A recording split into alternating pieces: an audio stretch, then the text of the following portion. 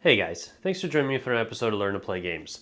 My name is Lance, and today we're going to take a look at Kingsport Festival, the card game. This is a newer game that was put out by Passport Game Studios and Chester Cobblepot Board Games. This is a 3 to 5 player game that takes roughly half an hour to 45 minutes to play, and it is a competitive game, so each player is working against the other players to gain the most points at the end of the game to be the overall winner. So the game itself, each player is playing a cultist, so yes, we're all playing bad guys in the H.P. Lovecraft world.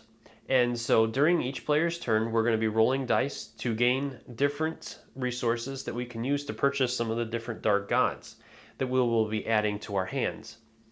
And then we'll be playing different dark gods from our hands and gain new abilities. And so as we do this, we'll be able to gain new cards and gaining different abilities and more powers that we'll be able to use to fight the investigator during the raid steps of some of the turns. After the game has gone 9 rounds, then the players will add up all their points that are listed on their Dark God cards, and the player that has the most points at the end will be the overall winner of the game. So my opinions of this game so far have been pretty good. I enjoy dice games and card games, and this one has some deck building, a little bit of deck building elements or card or set collections in it. So each game is a little bit different in the way that you play, and on top of that, each game is going to be different because each game you are going to take a new investigator from the investigator deck and play against them, and each investigator has some different special abilities or different things that will change the game just a little bit in different ways. From there, I also like that even if you are not so much into competitive games, this one isn't a competitive game in the sense that you're going to be interacting with other players a whole bunch. You pretty much control your own stuff and you do your own thing, but there isn't a lot of interaction between player and player. So you're not really going to be backstabbing other players or causing them to lose cards or doing different things like that. You pretty much focus on your own section and your own cards that you're going after, and pretty much the only thing that people can do against you is potentially getting cards that you want, as each card or each Dark God card that is out on the table is limited in quantity, so not all the players are going to be able to get it, even if they roll those specific symbols for it. So for example, if there's a level 3 god that you want, there might only be 2 of them and you're playing a 4-player game. So you want to make sure that you go after the ones that you want first, or the ones that you feel are going to do you the best throughout the game. And so other than that, there really isn't a lot of drawbacks to this. I found that it plays really quickly. The only other drawback to it is if you're wanting those to be able to backstab other players and to do more interaction with other players.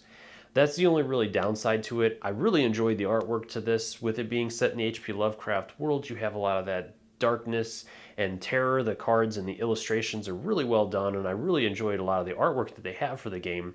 And I really like the way that they made it dark and really, just creepy and nasty, is what you would expect from a card game like this.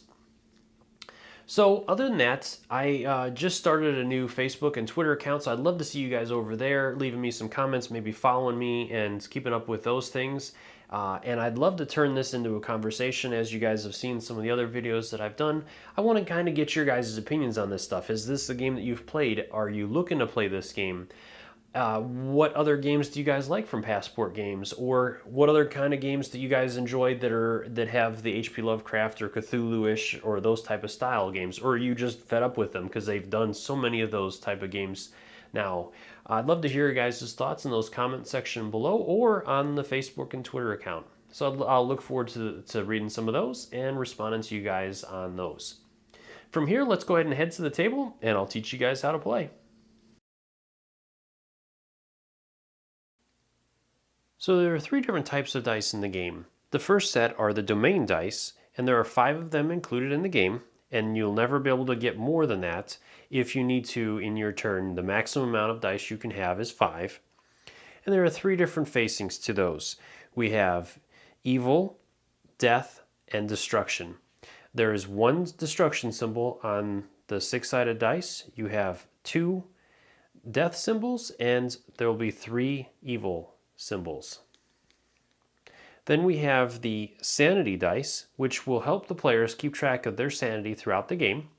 And then finally we have the white time counter dice, which will keep track of the number of rounds in the game.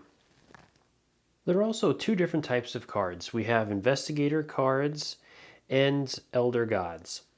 So let's go ahead and go through the breakdown of the Elder Gods first. So the top of each card is the invocation costs in resources to bring that god into your hand. Then you have the level that that god is, their god's name, any special abilities that god has when you play it during the expansion phase, and then down at the bottom are the god's victory points, and if it has any strength against investigators, where some gods will and others will not. Then we have the investigator cards, which again will list the investigator's name and the effect that investigator will have for the entire game. From there, then you also have the sections down here, which are the raids that the investigator will have, and it will tell you based on the time dice when those raids will happen and the strength that the cultists will have to play in order to not take sanity damage from the investigator, which we're going to cover more in the game. For board setup, the first thing that you want to do is separate the cards based on the number of players. So each card is going to have a number in it, and that is based on the number of players. So with a 3-player game, you're only going to include the cards that list the 3. So once you've done that, then as shown in the book or on the diagram here, you're going to go ahead and separate these cards into different rows. From here, then we can go ahead and give each player a pink sanity dice with the 10 side showing. This is their starting sanity. And so we're setting up for a 3-player game.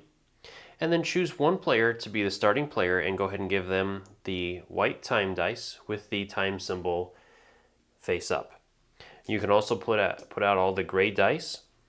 Finally, grab the investigator deck and shuffle it up, and then take one investigator to be the investigator for this game. So we have Harry Armitage, and it says during the invocation phase, the active cultist may choose to lose 1 sanity. If not, that cultist may not spend death results in this phase. So we can go ahead and put him out up top, and his effect will be in the entire game. On top of that, on rounds 3, 5, and 9, we will have a raid. So we'll go over that in a little bit. Kingsport Festival is played over 9 rounds. During each round, each player will get to take a turn in clockwise order, starting with the first player of that turn. During each player's turn, they will have 3, and in some rounds, 4 phases to go through. Those phases are expansion, invocation, raid, and end of round. We're going to take a closer look at each one of those in more detail. So let's go ahead and start by choosing the starting player. So you can do this normally by rolling your sanity dice, and the player that has the highest will be the first player. We're just going to go ahead and say that it's our player over here. So you're going to give them the white time counter dice and have it where the time is faced up. From here, then we're ready to move into the first rounds. So before the round starts, this dice is going to be passed to the next player in clockwise order, and that player is going to set that dice to the number of the round. With this being round 1, we will set it to 1, and the player that passed it will receive 1 sanity. From here, then the round is ready to start, so our player over here will start with the expansion phase. So during the expansion phase, the player is going to roll 1 gray die, and then he can play any of the Elder Gods that he has in his hand already. So let's go ahead and do that. We'll go ahead and roll our 1 gray die, and we received an evil symbol. So at this point, we don't have any cards in our hand yet to play, so our expansion phase is done. So we'll move into the invocation phase. During the invocation phase, we're going to spend the symbols on our dice to purchase 1 and only 1 Elder God card during the round. So our evil symbol will allow us to either purchase our Elder God here, as this is a gray symbol which can be represented by any one of the symbols, or we can pick up the Knight Gaunt, as his cost is 1 evil symbol. So let's go ahead and do that. We'll purchase him, and so we will add his card to our hands. There is no raid phase during this round, as if you look on the investigator card, as you guys can see here, The investigator card at the bottom of the card will show the 3 rounds that a raid will take place on. And we're going to cover that a little bit more later. From there, then our round will end when we pick up any Elder cards that we've played already, which we haven't played any, so our round will be over and it'll pass to the next player. So our player over here will start next. He will grab a die and roll it. And he got a destruction symbol. So from here, then we will move into the invocation phase. So he is going to pick up this guy over here and add it to his hands. And then he doesn't have anything else to do, so he will end his turn there, and we'll move into the final player's turn, who will roll 1 die and receives an evil symbol, so he will purchase a Night Gaunt as well. And that is that round, so we're ready to move into round 2. So now that we've completed the round, let's go ahead and head into a second round. So again, at the beginning of the round, we'll pass this to the next player, who will move it to 2, and then our player will gain 1 sanity. From here, then we're ready to start the next round, so our player over here will roll 1 gray die and receives a death symbol. And then he can play any of the other gods that he has, so he's going to play this one, and this one will let him roll 1 new domain die. So he got a second death symbol. So he can either buy an Elder God here, he can buy this one, or he could buy this one up here, and that is it. That's the only ones he can purchase. So in order to, with our investigator that we're playing with, he is going to make our guy lose 1 sanity to be able to use the death symbols. So we're going to go ahead and lose 1 sanity, and then he's going to choose one of the gods to purchase. So he's going to go ahead and take this one here and add it to his hand. And since he doesn't have any other results to use, and he's already purchased his 1 Elder God card, his turn is done, and he will return any Elder Gods that he used to his hand, and we'll move on to the next player's turn. So going over here to our other player, he's going to roll 1 die. He has an evil symbol, and then his card gives him a death symbol when he plays it. So now he has 2 symbols, and he has to spend a sanity to meet the investigator for having the death symbol. And then he's going to go ahead and purchase this card over here. As it shows 2 separate gray symbols, it means that he has to use 2 different icons on 2 different dice. So he'll use both of those to purchase that card here, and his turn will be over. So he'll receive his cards back, and we'll head into our last player's turn. Again, we'll roll 1 gray die. He also receives a death symbol, and his card will grant him a second one. He's going to spend 1 sanity to meet the investigator's requirements, and he'll go ahead and purchase this card here. He'll receive those cards back, and that will end the round. Let's move into one more round. So again, at the beginning of the round, we'll pass the dice, and we'll change it to the 3rd round, and then our player will gain 1 sanity. Now with this round, our investigator, as you guys can see here, the first raid is going to happen during this round, so each of the players must resolve that raid during their turn. In order to do that, they're going to play Elder God cards that have the blue gun symbol on them, as you guys can see here. And if they're able to play an equal amount based on the investigator on how many symbols he has, then they will not lose any sanity. If they play more gun symbols than he has, then they will gain sanity equal to the difference. And if they play less than he has, then they will lose that difference in sanity. So starting with our player over here, we're going to go ahead and start by rolling a die.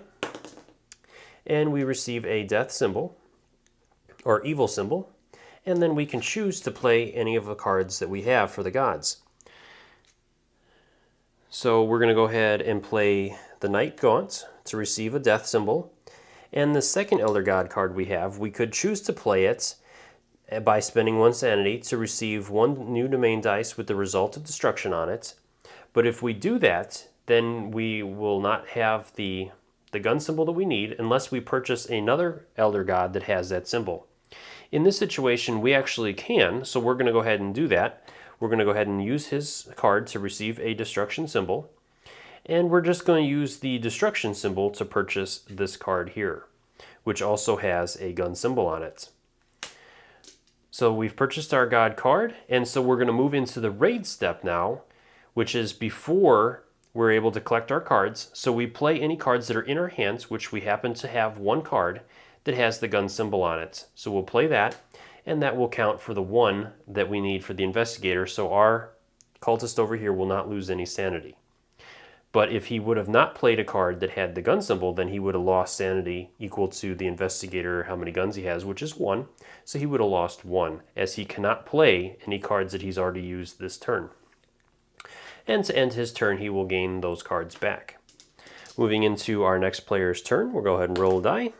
He has a death symbol. And we'll go ahead and play this card here that'll give us an evil symbol. And we will play this card here to receive another death symbol. We're going to go ahead and spend 1 sanity to meet the requirements of our investigator for playing or using death symbols. And we're going to go ahead and purchase this card here and add it to our hands. Now, to resolve our raid step, this player does not have any gun symbols on cards that he has not used yet, so he's going to lose 1 sanity. And then his turn will be over, so he'll gather up those cards that he has and return them to his hand. Finally, the last player's turn, we'll roll that die again. He has a death symbol, and he has a card that will let him roll 1 new die. He got a evil symbol, and then he has 1 card here. It says spend 1 sanity to roll 1 new domain die, so we're going to go ahead and do that. And he gets destruction. So he has 1 of each of the symbols.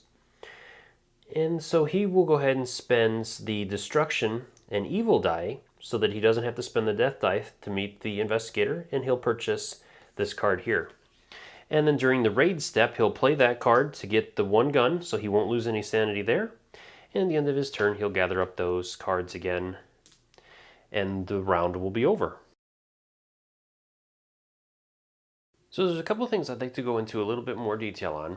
So the first is the card costs, as we've kind of talked about already, but the gray symbols mean that you can choose any of the 3 symbols that are required for those dice. So for example, with this one, you would have to have 2 of the same symbols, so you could have 2 evil or 2 death or 2 destruction in order to pick that card up. The cards that show both the gray symbol and a given color, so with this one you'd need 1 evil result, and then you can choose either death or destruction as your second result. You could not choose evil again because it's already represented on the card. And like we already saw with the cards that have the split, so with this one you would choose 1 of each different symbol. So this one could be death and that one could be destruction, or evil and death, whichever combination, as long as both of them are different. The other thing I want to go over is the sanity. So as we're going to build up into some of the higher gods, they're going to start demanding that we pay in sanity in order to be able to use their abilities. So for example, if we look at this card here, it says that we will spend 1 sanity to roll 1 new domain dice. Or as we move up, for example, this one, we would spend 2 sanity to roll 1 new domain dice. So each time we spend our sanity, we're going to move our dice counter down. If we ever reach 0 sanity, then our dice counter is removed. And if we need to spend additional sanity or are required to from some effect or the investigator or something like that, we don't have any, we have to discard our Elder God cards based on the cult points that they're worth at the bottom. So say, for example, we didn't have any sanity and we had to spend 2 sanity. We would have to spend an Elder God card by returning it to its stack in order to meet those requirements. And any additional points that that god has that we did not spend are lost. We cannot save those and use those for something else. Anytime we would gain sanity back and we don't have a dice, you would return your dice counter to whatever number you had at the time. So we'll say we had 2 back, so we would return our counter to 2. The last thing I want to cover are endgame conditions. So there are 2 ways the game will end, either after the completion of the 9th round, or if one person has been able to purchase Azeroth, which I'm sorry if I pronounced that wrong, and they've been able to play him. So his card says at the end of the round in which you invoke him, the game ends. At the end of the game, add 6 cult points to your score. So this card will be worth 6 points to the player that is able to purchase it. And if they play it, then the game will end at that round, no matter what round it is. Once the game ends, each player will total up the number of cult points that they have based on all of their Elder God cards that are in their hand, and the player that has the most will be the winner of the game. Well, I hope you guys found that video helpful. As always, if you have any questions, please leave them in the comments section below, and I'll do my best to answer them. And if you like what I do and you enjoy these videos, please consider hitting that like button and subscribing to my channel. It does really help me. And I would love to hear your guys' thoughts on this. Did you enjoy this game? Have you played this game? Are you looking to pick this one up? Does this one look like it'll be a good game to you? I'd love to hear your thoughts, so please leave those in the comments section below as well. And as always, thanks so much for watching. I do really appreciate you guys taking the time to watch my videos and to provide me feedback on them. And until next time, I'll see you guys later.